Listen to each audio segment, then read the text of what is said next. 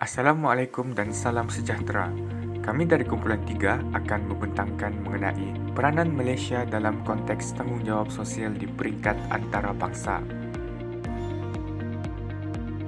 Sebagai pengenalan, Malaysia merupakan satu negara berdaulat yang mempunyai tanggungjawab bersama pada peringkat antarabangsa. Malaysia telah menjalinkan hubungan dengan kerjasama dasar luar menerusi pertubuhan antarabangsa seperti PBB, ASEAN dan NAM. Teras utama dasar luar Malaysia adalah untuk melindungi kedaulatan dan kepentingan negara serta melahirkan masyarakat dunia yang adil dan saksama. Berikut merupakan objektif utama, yaitu mengekalkan hubungan yang harmoni dengan semua negara, menggalakkan keamanan dan kestabilan dengan mengambil pendekatan menyelesaikan konflik, menjalin hubungan erat dan perkongsian ekonomi dengan semua negara, serta membanteras ketidakadilan. Tanggungjawab sosial merupakan satu kewajiban dan tanggungjawab sesuatu pihak dalam membuat keputusan dan mengambil tindakan yang perlu demi menjaga kebajikan dan kepentingan sesuatu masyarakat.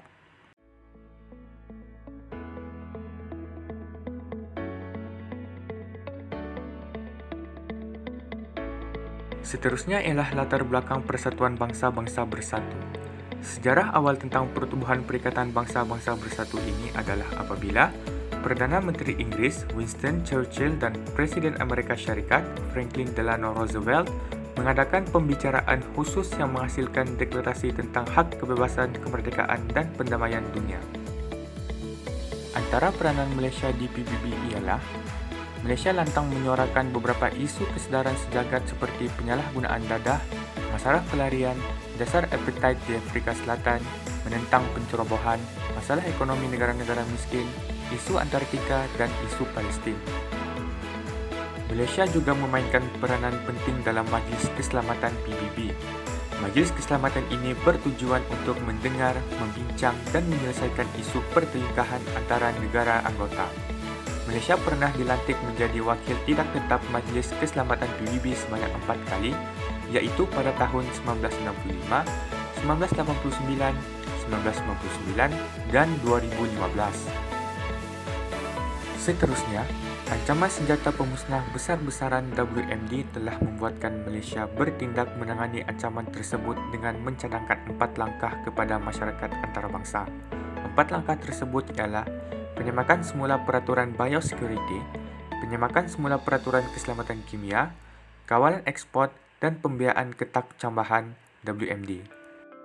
Malaysia pernah mengemukakan cadangan kepada PBB supaya menubuhkan pertubuhan alam sekitar dunia WEO bagi menangani isu dan cabaran alam sekitar global secara lebih efisien.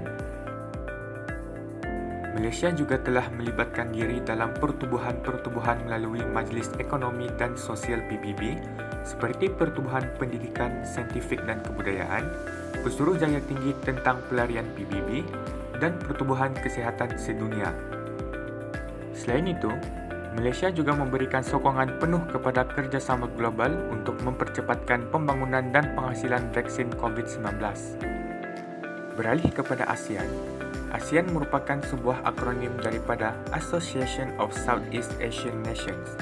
Organisasi ASEAN pada awalnya hanya mempunyai 5 buah negara dan kini ia sudah berkembang kepada 10 negara, antaranya ialah Indonesia, Malaysia, Singapura, Thailand, Filipina, Brunei Darussalam, Vietnam, Myanmar, Laos dan Kemboja.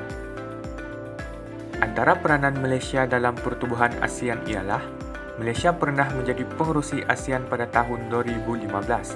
Tumpuan Malaysia adalah untuk membawa ASEAN lebih dekat dengan rakyat.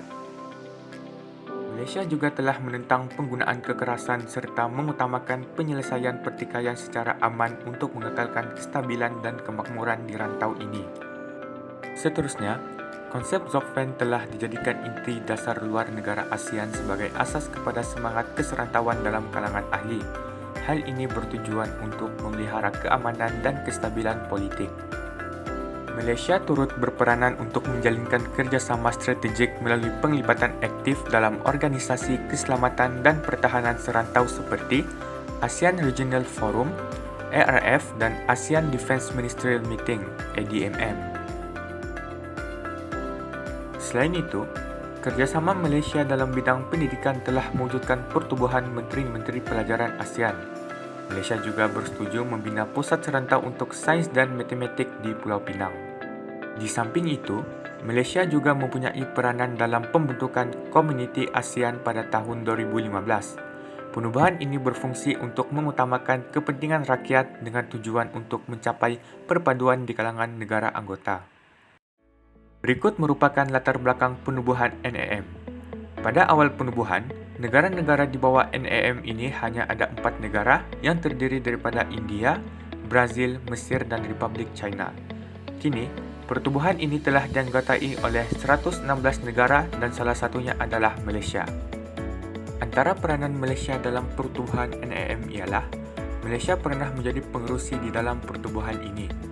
Pertubuhan ini berperanan untuk memberikan kepimpinan bagi mewakili negara-negara anggota yang membangun untuk bersuara dalam pelbagai aspek. Pada tahun 2003, Malaysia telah menjadi tuan rumah bagi persidangan NAM. Persidangan ini diketuai oleh Tun Dr. Mahathir. Isu yang dibincangkan ialah tentang usaha bagi mengeratkan hubungan dua hala dengan negara yang terlibat.